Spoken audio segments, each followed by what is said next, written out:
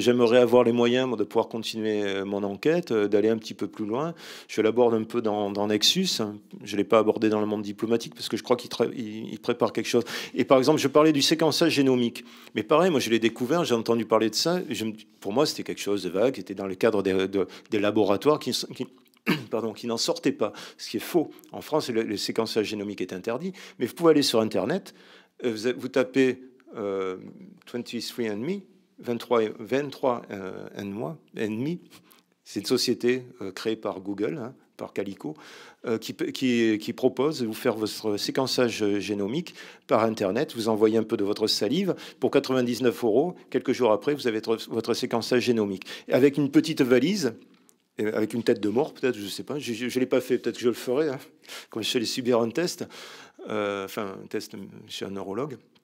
Et là, c'est marqué, si vous ouvrez cette valise, ça vous risque et péril. Donc, en France, après, comment ça se passe? La personne trouve qu'elle a les gènes Alzheimer. Comment ça se passe? Elle va voir son médecin avec ça? Comment elle se retrouve après à gérer tout ça? Et alors moi, ça va très très vite. Moi, j'en étais resté là. Et puis, il y a quelques semaines, j'ai regardé un reportage de France 3, France 3 régionale, qui faisait l'apologie d'une société de cosmétiques. Alors là, c'était extraordinaire. Cette société proposait des crèmes personnalisées. Voilà, déjà, c'est rentré. Mais ça y est, on y est dedans. C'est des cosmétiques personnalisés. Madame, on va vous faire une crème personnalisée, un parfum personnalisé, mais avant, il faut qu'on vous fasse votre séquençage génomique.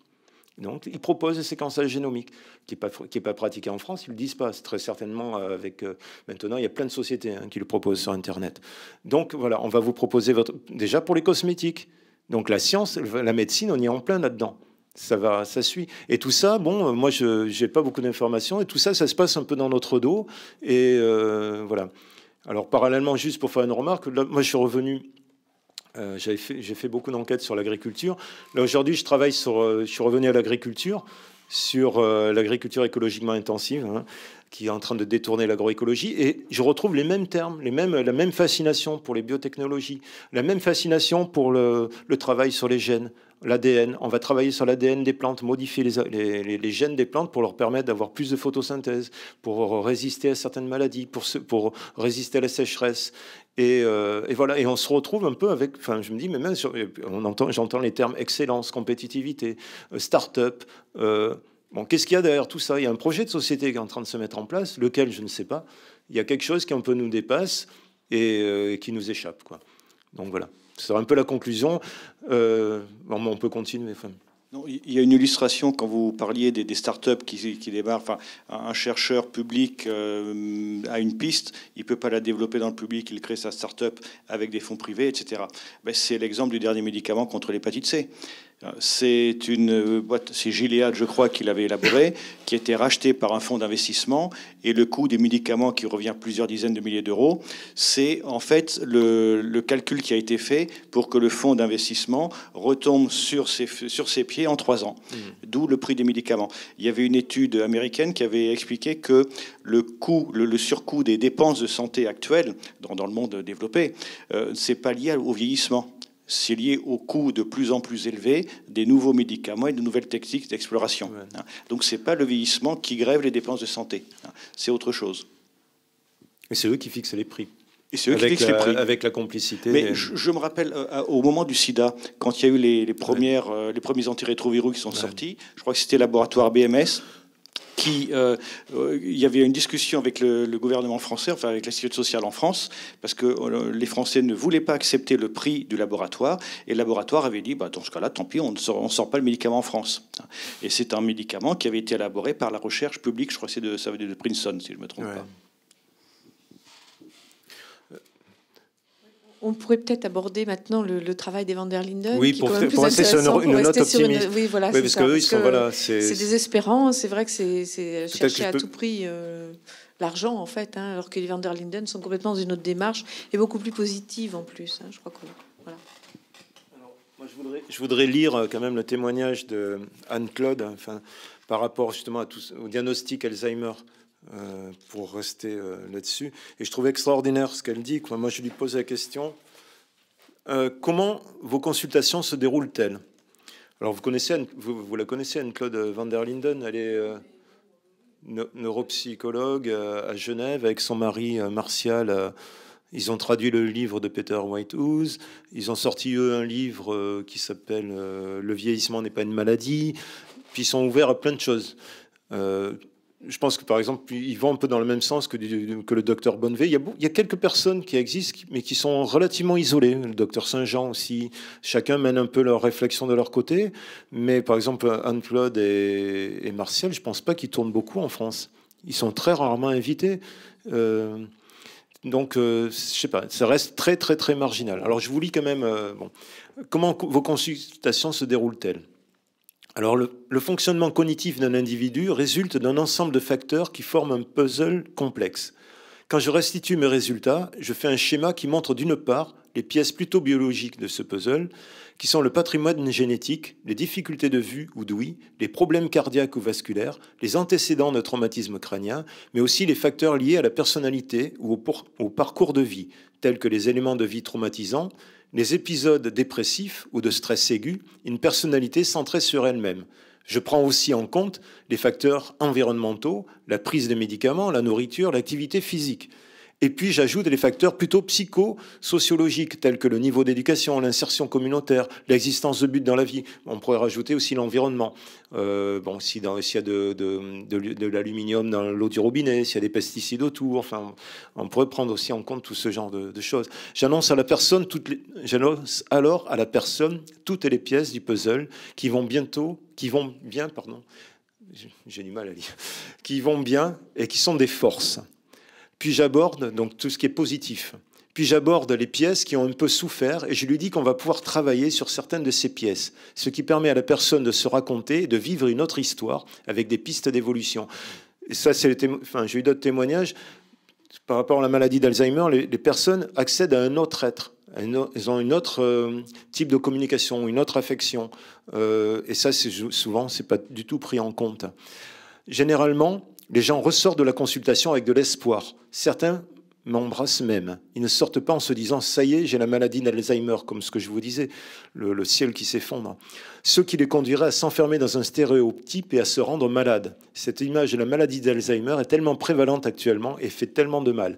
Et eux, d'ailleurs, n'emploient plus du tout le terme maladie d'Alzheimer.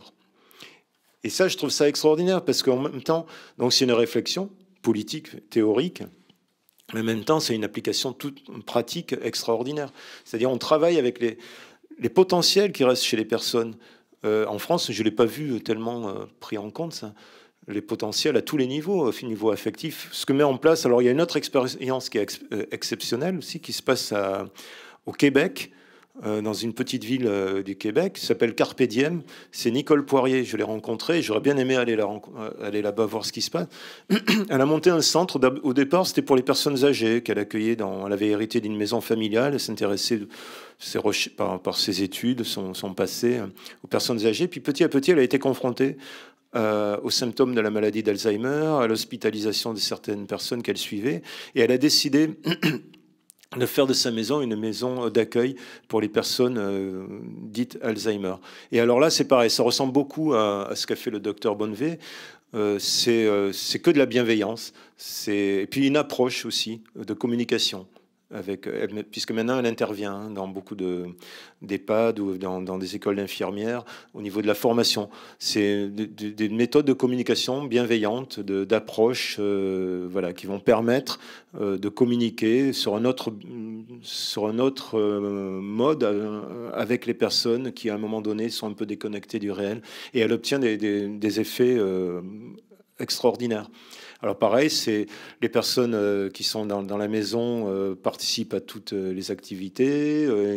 Il n'y a pas de réveil à 7 heures, il n'y a pas de blouse blanche, il n'y a pas de médicaments, ou alors très peu. Les personnes peuvent même sortir, puisque c'est dans un petit village. Donc les villageois sont au courant. Donc là, il n'y a même pas de digicode ni quoi que ce soit. Les personnes peuvent aller dans la rue. Elles sont intégrées dans la vie du village. Elles participent, comme avec les époux Van der Linden, dans des écoles, à des activités. Et ça a des effets absolument extraordinaires. Le seul problème, c'est qu'elle, pour le moment, la conformation de sa maison ne permet pas, quand la personne a des problèmes de déplacement ou devient plus ou moins grabataire, elle ne peut pas les garder. Donc malheureusement, ils partent dans le circuit classique. Mais ça, c'est notre expérience.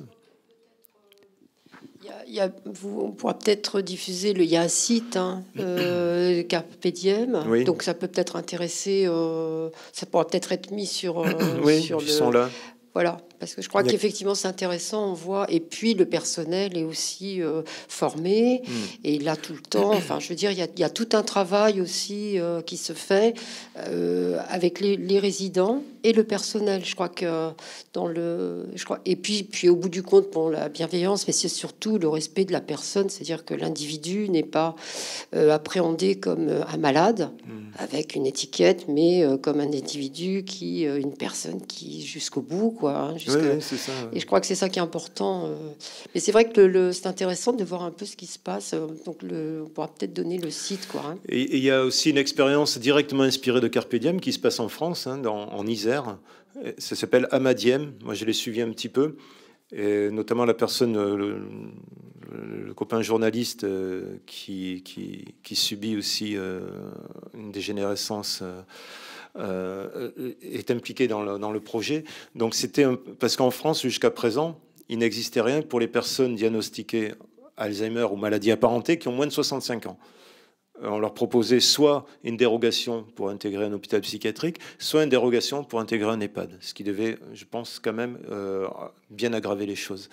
Donc, c'est une informaticienne de 35 ans qui a été diagnostiquée Alzheimer ou une maladie apparentée, qui a, avec ses amis, avec tout un tas de réseaux qu'il y avait autour d'elle, créé ce projet et qui vient d'être inauguré, là en mars, où il va être inauguré. Et c'est un projet donc citoyen. C'est parti d'une initiative citoyenne qui a été prise en cours de route, notamment soutenue par la Fondation Alzheimer.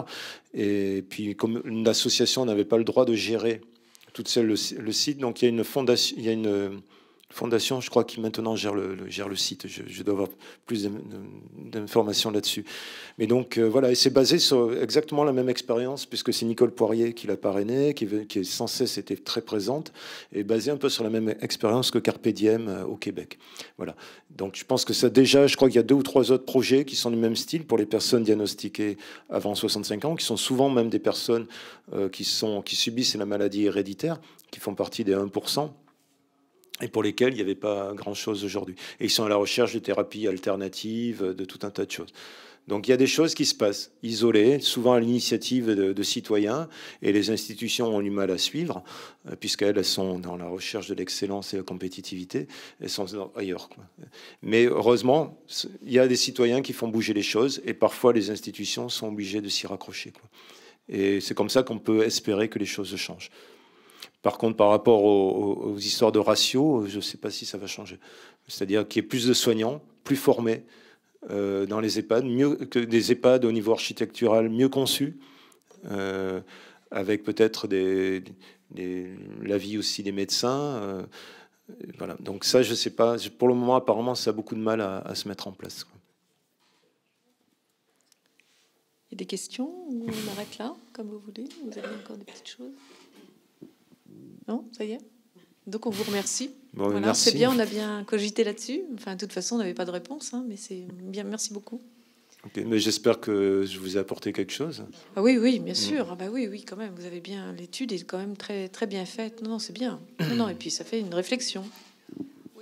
Peut-être par rapport à ce que vous disiez au départ, j'ai écrit, il n'y a pas de réponse, etc. Je crois qu'effectivement, vous n'avez sans doute pas de réponse parce que ça dérange et c'est pas pour l'instant. Ça ne viendra certainement pas de ceux qui ont, enfin, comme vous disiez, les pouvoirs, etc. Vous n'aurez pas les réponses parce que la meilleure façon de ne pas vous répondre puisque vous dérangez, c'est de vous ignorer. Mais en revanche, je pense que ce qui est important, comme vous disiez, c'est en tant que citoyen, est-ce que vous faites, ce que vous écrivez, ça a de l'importance, ça sert à quelque chose parce qu'effectivement, c'est une prise de conscience et s'il y a des choses qui changeront, c'est certainement de la base que ça va changer. Donc je pense tout ça pour vous dire de continuer au contraire voilà, c'est... Vous voyez, parce que je pense que c'est une façon de ne pas vous répondre, c'est une enfin, ignorer les gens, hein, c'est une technique. Donc, il faut persévérer. Après, je crois que c'est très bien, c'est important de... Moi, ça m'a étonné parce que... Excusez-moi. J'avais écrit en février, enfin, je sais pas, en 2011, ouais. J'écris de temps en temps pour le monde diplomatique, hein, une fois tous les ans ou tous les 2 ans. Enfin, mais là, en 2011, j'avais fait toute une enquête sur l'agriculture biologique. Bon, je retravaille là-dessus un petit peu. Et en fait, mon article, dérangeait, enfin aussi, posait plein de questions qui n'avaient pas été posées,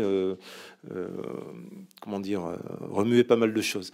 Et alors là, par contre, il y a eu un impact. J'ai été sollicité de tous les côtés.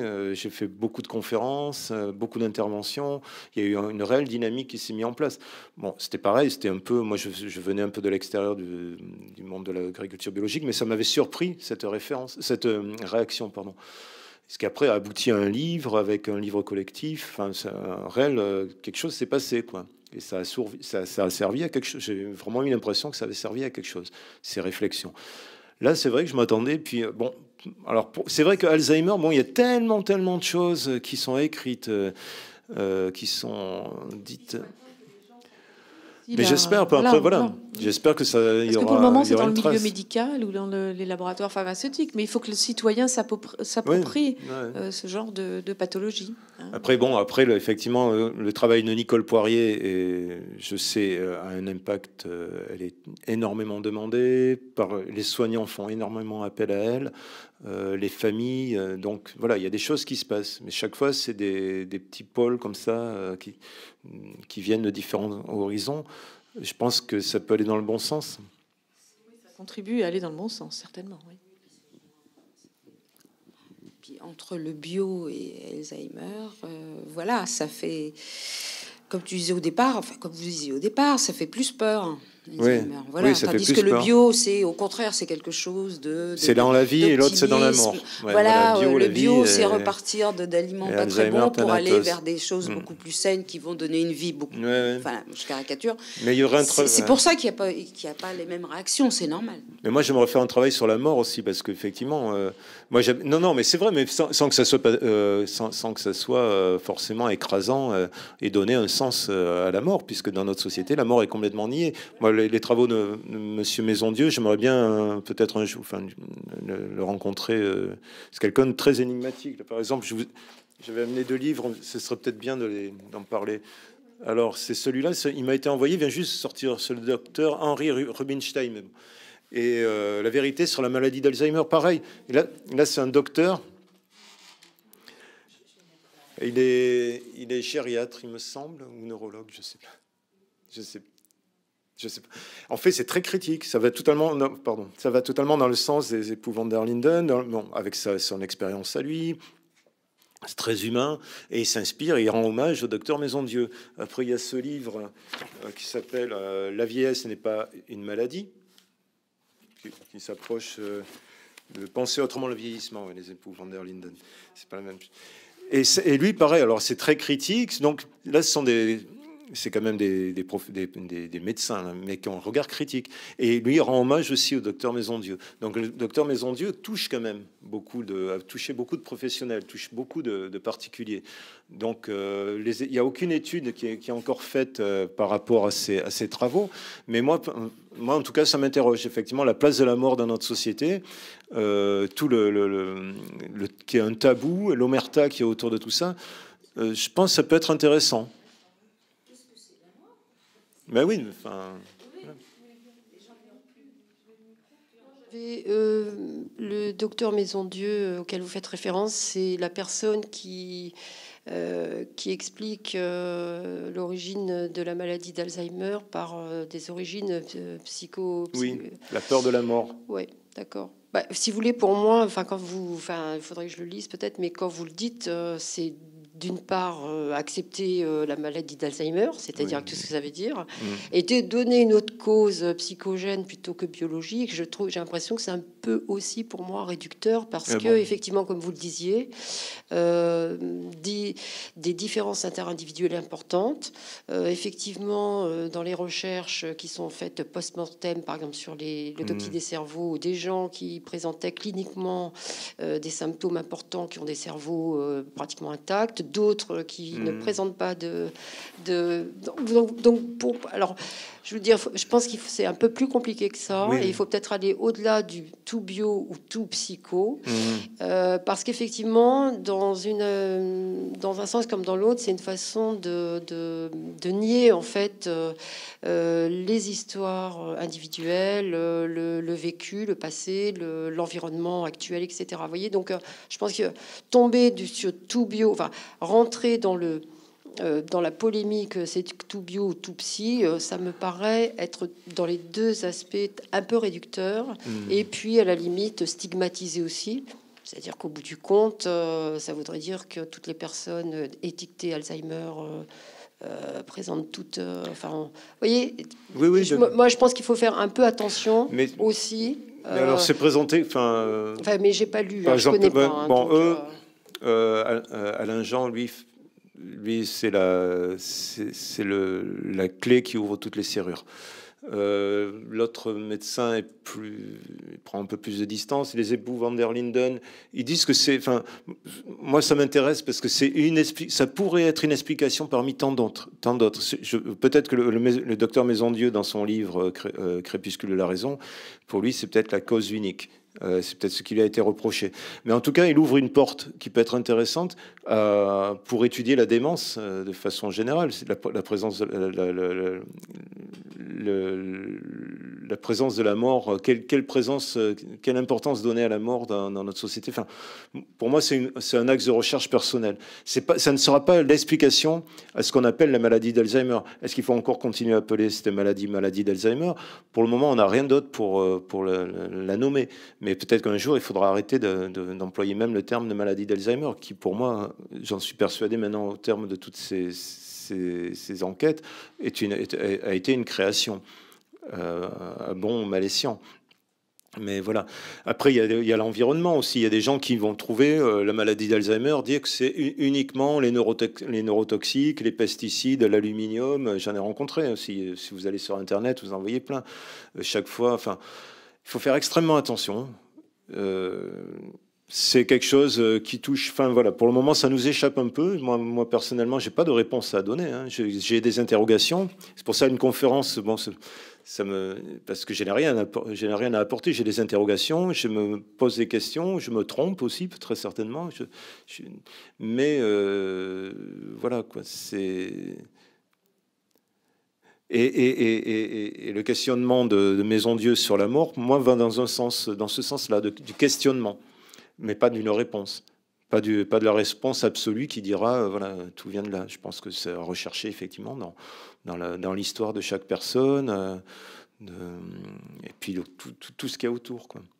Et puis la place effectivement que réserve aussi notre société aux personnes âgées, qui est à remettre en cause aussi. Avec le culte du jeunisme, avec le culte de la performance, avec tout ça.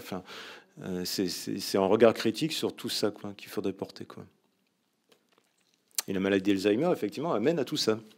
On peut aller vers le transhumanisme, mais on peut se poser aussi la question existentielle et tout un tas de choses, quoi. C'est reprendre en main ces questionnements, que chacun se réapproprie ces questionnements. Je pense que c'est ça qui est important. Ne plus déléguer sa libre pensée à des spécialistes. Excusez-moi. Mais voilà, après, en posant des questions, en allant essayer d'interroger de droite à gauche, je pense que c'est ça qui est important, quoi.